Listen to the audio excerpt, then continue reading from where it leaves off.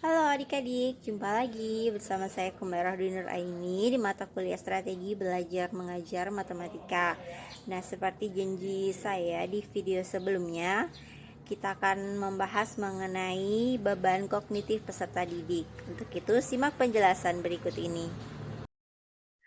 Oke, kita ketemu lagi dan kita hari ini bahas mengenai beban kognitif peserta didik ya. Oke. Nah, gimana sih beban kognitif itu?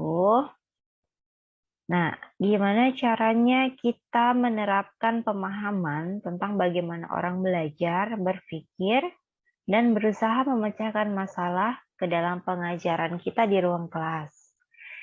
Nah, pertanyaan tersebut itu adalah dasar dari teori beban kognitif. Oke, bisa jadi di ruang kelas seperti ini ya. Jadi di ruang kelas itu ada resiko juga di mana mungkin kita sebagai guru, dalam kalian calon guru ya, eh, bisa jadi memberikan terlalu banyak informasi yang kurang perlu kepada siswa. Jadi kayak terlalu banyak materi yang diberikan atau mungkin bahkan informasi-informasi yang kurang perlu gitu kurang penting yang disampaikan ke siswa. Nah, itu bisa menimbulkan suatu beban kognitif bagi siswa. Jadi kayak kebanyakan eh, informasi gitu ya. Nah, menurut Markus, kompleksitas materi suatu konsep itu akan menimbulkan beban kognitif. Nah, begitu pula dengan cara penyajian dan organisasi bahan pelajaran, serta pengetahuan awal atau prior knowledge ke siswa sebelumnya. Gitu. Jadi isinya sama seperti tadi, kalau terlalu banyak informasi yang diberikan juga bisa memberikan suatu beban kognitif ya, beban buat siswanya gitu. Apalagi tanpa adanya prior knowledge ya. Jadi tidak ada pengetahuan awal sebelumnya. Nah, kita mulai dari definisi beban kognitif menurut para ahli. Jadi menurut Plas, Moreno, and Swiller, teori psikologis yang bertujuan untuk memprediksi hasil belajar dengan memperhatikan kemampuan dan keterbatasan dari arsitektur kognitif manusia. Ya, jadi definisi kognitifnya. Nah, kalau definisi teori beban kognitif menurut Murray, teori yang menjelaskan tentang perbedaan antara tuntutan tugas dan kemampuan seseorang untuk menguasai tuntutan tersebut. Nah, selanjutnya menurut Cooper, teori beban kognitif itu adalah teori yang menjelaskan tentang besarnya usaha yang dilakukan memori kerja atau working memory untuk memproses informasi dalam waktu tertentu. Jadi berdasarkan para ahli tersebut bisa disimpulkan bahwa teori beban kognitif atau biasa disebut dengan cognitive load theory ada teori psikologis yang menjelaskan tentang besarnya beban yang terjadi dalam kognitif manusia yang disebabkan tuntutan tugas yang melebihi kapasitasnya. Seperti itu ya. Selanjutnya, nah, kognitif load theory ini atau teori beban kognitif ya, itu merupakan teori pengajaran yang berdasarkan pada struktur kognitif manusia, yang artinya fungsi-fungsi kognitif yang membantu kita mempelajari sesuatu yang berasal pada karakteristik memori kerja dan memori jangka panjang manusia. Nah, sebagai contoh, sebagai calon pengajar ya, Anda ataupun saya sebagai pengajar hendaknya mempertimbangkan faktor-faktor ini dalam strategi pembelajaran di kelas. Jadi jangan sampai jangan sampai terlalu banyak memberikan materi terlalu banyak, istilahnya kayak kebanyakan. sehingga informasi yang bisa ditampung oleh otak itu jadi berlebih seperti itu, atau bahkan tidak bisa ditampung ya. Oke, jadi cognitive load theory ini itu merupakan skema teori untuk model pembelajaran ya. Jadi kalau CLT ini tuh didasarkan pada gagasan kapasitas memori kerja yang terbatas dan kapasitas memori jangka panjang ya yang luas. Oke, jadi dulu itu kalau sejak tahun 1980-an teori beban kognitif ini itu jadi sebuah teori dan diakui secara luas untuk diterapkan dalam bidang pengajaran dan pembelajaran. Pada dekade pertama itu tahun 1980-an itu difokuskan penelitiannya itu tentang metode pembelajaran untuk mengurangi beban kognitif eksternus ya yang disebabkan oleh desain suboptimal tugas belajar. Nah, beberapa tahun kemudian fokus penelitiannya itu lebih dikembangkan ke beberapa arah, seperti peran dari tingkat keahlian peserta didik berkaitan dengan prinsip-prinsip instruksional atau metode untuk mendorong beban kognitif Jerman yang diperlukan untuk proses belajar yang relevan. Seperti itu ya. Nah, selanjutnya CLT ini membedakan antara 3 jenis beban kognitif yang terjadi dalam memori kerja selama belajar. Yang pertama itu ada beban kognitif intrinsik atau intrinsic cognitive load, biasa disebut dengan ICL ya. Jadi terus ada beban kognitif extraneous, itu cognitive load theory, ECL sebutannya ya. Kemudian yang terakhir ada beban kognitif German. Nah, German cognitive load ini ya. Nah, gimana rinciannya kita bahas satu persatu ya. Nah, yang pertama ada beban kognitif intrinsik atau biasa disebut dengan ICL ya. Nah, ICL ini didefinisikan sebagai kompleksitas intrinsik dari informasi yang harus dipelajari. Jadi, informasi ya kompleksitas intrinsik dari informasi yang harus dipelajari ya. ICL itu merupakan beban kognitif yang dihadirkan oleh sifat materi pembelajaran itu sendiri. Jadi berasal dari materinya sendiri itu ya. Jadi kalau dalam matematika itu kan ada materi yang kompleks ya, ada pula yang sederhana. Misalnya seperti sistem pertidaksamaan linear 3 variabel, pertidaksamaan kuadrat, bilangan imajiner, atau bilangan ill-defined. Problem solving itu contoh dari materi yang secara esensial ya memiliki ICL yang tinggi. Artinya sifat materinya itu pun tinggi gitu ya, sulit gitu.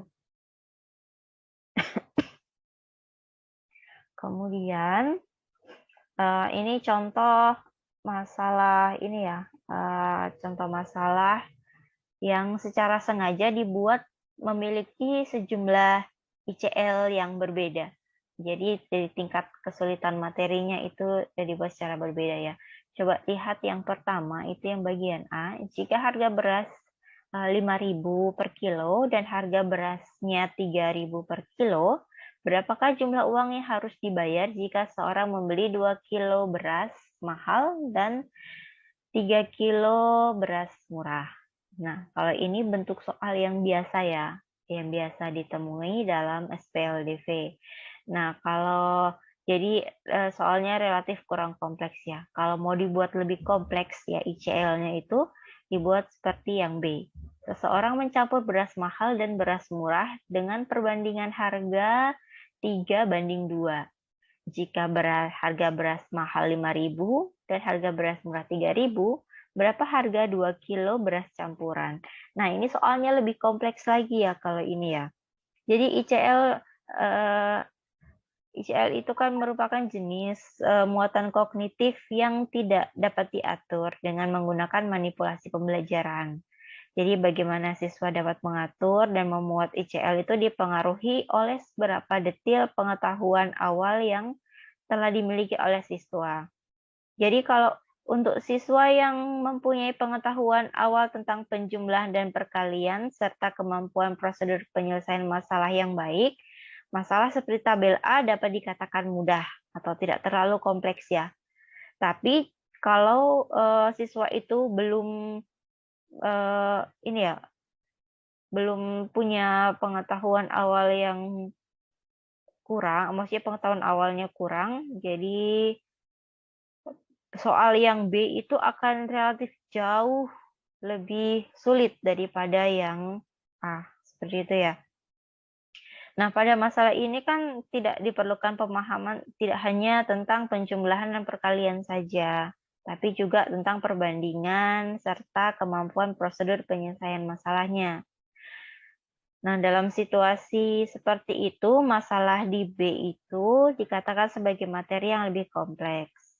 Namun apabila siswanya memiliki pengetahuan awal, maka siswa juga bisa mengatasi ICL yang timbul akibat masalah ini, sehingga kompleksitasnya akan relatif berkurang, gitu ya.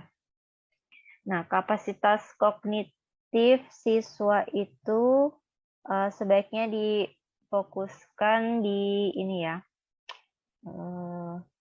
Nih, ICL merupakan jenis muatan kognitif yang tidak dapat diatur.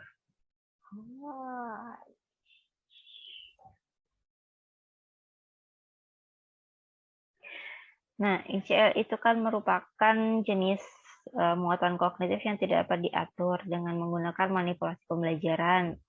Sehingga bagaimana siswa dapat mengatur dan memuat ICL itu dipengaruhi oleh seberapa detail pengetahuan awal atau primer yang telah dimiliki oleh siswa itu sendiri. Kemudian kapasitas kognitif siswa itu sebaiknya difokuskan untuk menata dan mengelola ICL-nya. Jadi, sangat penting ya bagi seorang guru untuk menguasai struktur pengetahuan matematika terlebih dahulu. Jadi guru harus memahami konten pembelajarannya dulu sehingga dapat menentukan tingkat kompleksitas bahan pembelajarannya dengan tepat sesuai dengan kapasitas siswa. Jadinya tidak disusun secara teratur seperti itu ya, supaya tidak menimbulkan ICL bagi siswa. Nah, lebih lanjut dengan menguasai struktur pengetahuan matematika, seorang guru dapat memahami pengetahuan awal apa saja yang wajib dimiliki oleh siswa ya sebelum pembelajaran. Sehingga guru dapat menstimulasi dengan tepat pengetahuan awal tersebut ketika melakukan pembelajaran di kelas.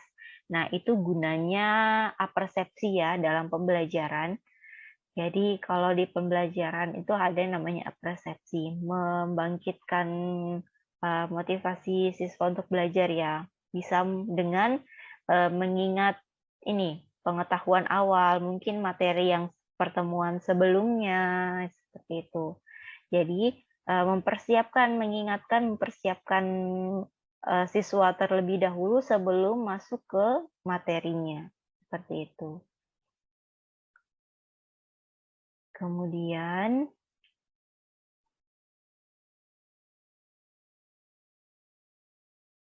nah, yang selanjutnya ada beban kognitif extraneous ya, extraneous atau ECL. Nah, ECL ini terjadi dikarenakan tidak sesuainya presentasi dari materi pembelajaran, sehingga informasi dari satu sumber perlu dijaga dalam memori kerja untuk mengintegrasikan dengan informasi dari sumber yang lain. Jadi ini terjadi karena bahan ajarnya ya. Jadi luar dari materi, dari presentasi, dari bahan ajarnya, seperti itu. Nah, penyajian bahan ajar yang tidak baik itu ya akan mengakibatkan tingginya ECL sehingga mengurangi efisiensi dan efektivitas suatu proses pembelajaran.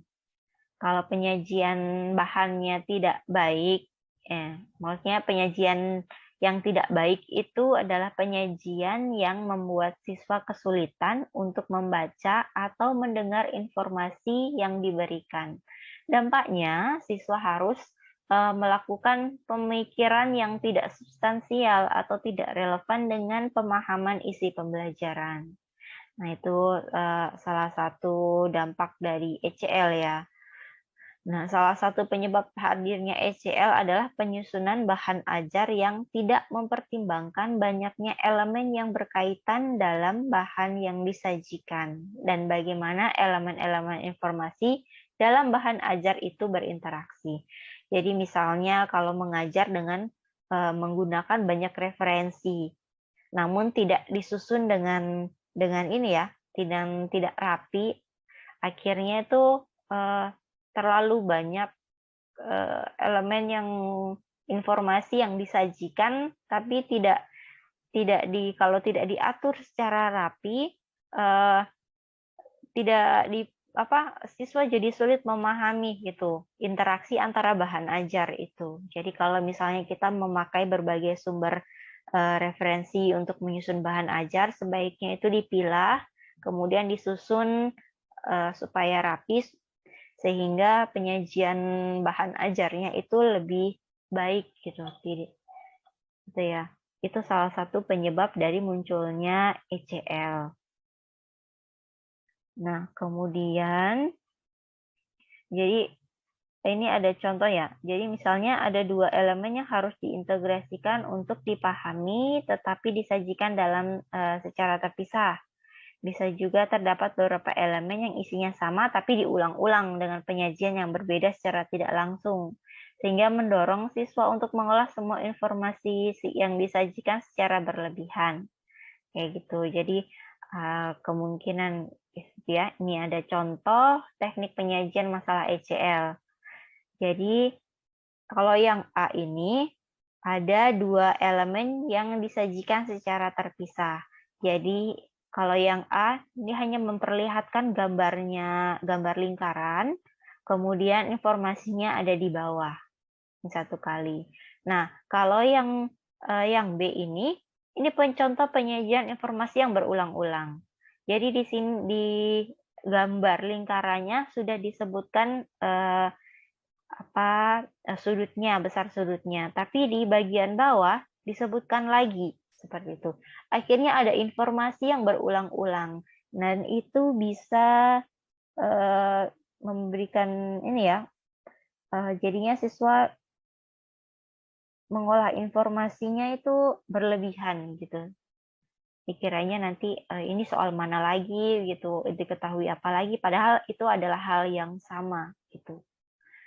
Itu contohnya ya. Jadi kalau ECL yang tinggi itu nanti contohnya yang B ya. ECL yang tinggi itu akan mengganggu upaya siswa untuk mengatur ICL-nya. Jadi tingkat kesulitan yang dihadapi dalam materinya sendiri ya, dalam proses berpikir. Tapi kalau ECL-nya diminimalkan seperti yang A, akibatnya kompleksitas materi pembelajaran yang terurai dan terjadi proses memahami yang lebih mendalam. Itu ya. Jadi kalau ECL-nya diminimalisir, jadinya akan lebih mengurangi beban ICL-nya gitu. Jadi kan langsung to the point gitu ya. Jadi tidak ada informasi yang berulang-ulang. Nah, ini ada contoh.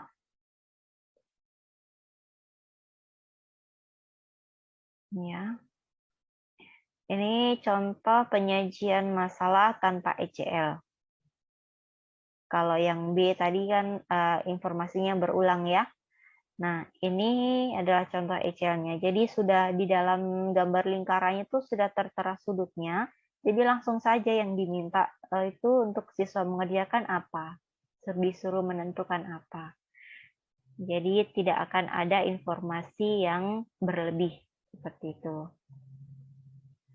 Nah, yang terakhir itu ada beban kognitif German atau German Cognitive Load ya, biasa disebut sebagai GCL. Nah, beban kognitif German ini diperkenalkan setelah ditemukan bahwa variasi jenis contoh bekerja meningkatkan beban kognitif. Jadi kalau terlalu banyak jenis contoh, itu juga bisa menjadi suatu beban kognitif tetapi pada saat yang sama juga bisa mendukung pembangunan skematanya, susunan strukturnya ya. Jadi GCL ini dapat diartikan sebagai jenis muatan kognitif yang bisa dibilang relevan. Jadi muatan kognitif ini muncul karena ICL dan ECL-nya dapat diatur dengan baik oleh pikirannya siswa. Jadi kalau GCL ini bisa dikatakan sebagai muatan kognitif yang produktif untuk mengarahkan siswa pada penguasaan pengetahuan yang dipelajari. Sehingga disimpulkan bahwa kegiatan belajar sesungguhnya adalah upaya untuk mengoptimalkan GCL. Jadi kan kalau ini ya, kalau GCL-nya bagus, itu ICL dan ECL-nya itu juga bisa bagus gitu. Nah, selanjutnya GCL itu juga sangat bergantung pada pengaturan ICL dan ECL ya, intrinsik dan ekstrinsik tadi oleh siswa sebagai pembelajar. Nah, karena itu di sini perannya guru matematika ya, wajib menguasai struktur kompleksitas materi pembelajaran dan kapasitas kognitif siswa. Nah, peran guru ini tuh biasanya disebut sebagai PCK ya. Di sini saya tidak tuliskan. Informasi tambahan kalau ini namanya itu PCK kan sekarang ya, Pedagogical Content Knowledge. Jadi guru itu harus menguasai kompetensi pedagogik dan konten atau lebih ke profesional ya, kompetensi profesional.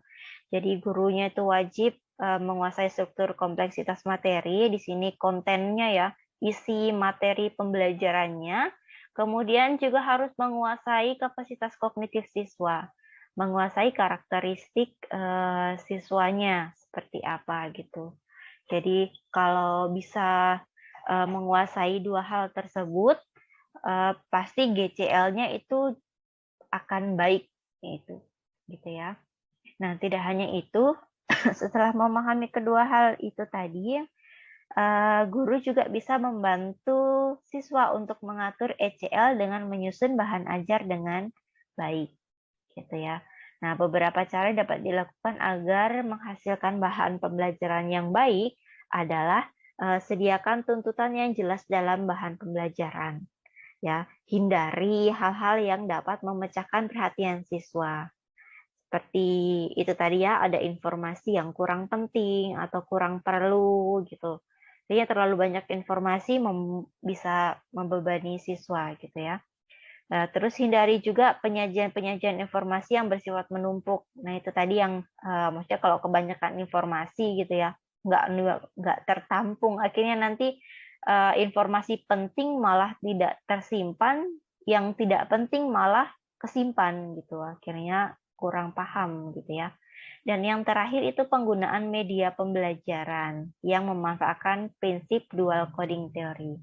Nah di sini memanfaatkan media pembelajaran misalnya dengan video atau alat-alat peraganya ya, supaya bisa memaksimalkan pemahaman siswanya. Seperti itu. Oke, selanjutnya GCL ini juga dapat distimulasi ini ya, beberapa cara menerapkan GCL di kelas selain yang tadi ya. GCL juga dapat distimulasi dengan kegiatan thinking aloud atau self-explanation. Seperti ini ya.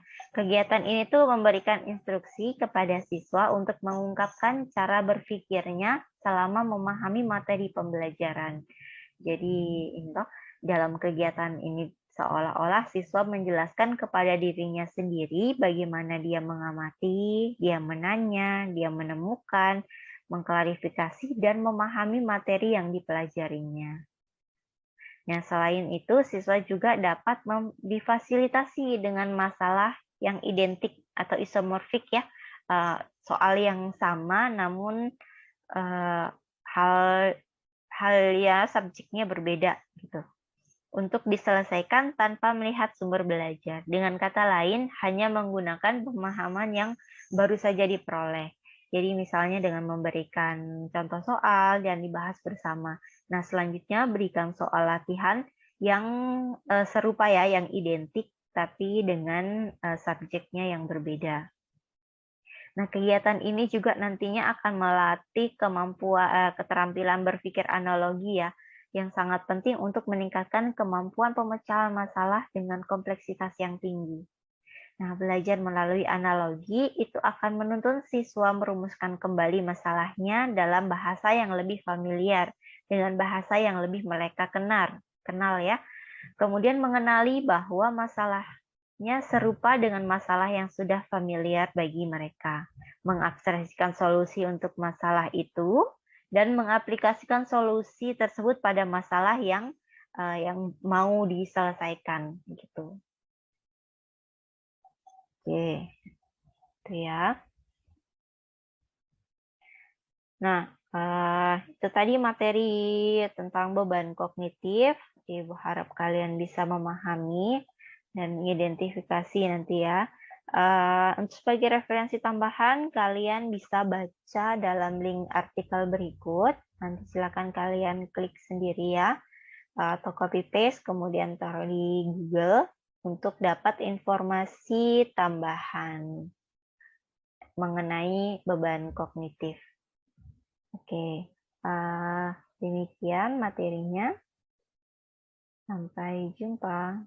Nah, itu tadi penjelasan mengenai beban kognitif peserta didik. Ibu harap kalian bisa memahami bagaimana beban kognitif itu terjadi, baik dari dalam maupun dari luar peserta didik. Sampai sini dulu video kita, sampai jumpa di video selanjutnya.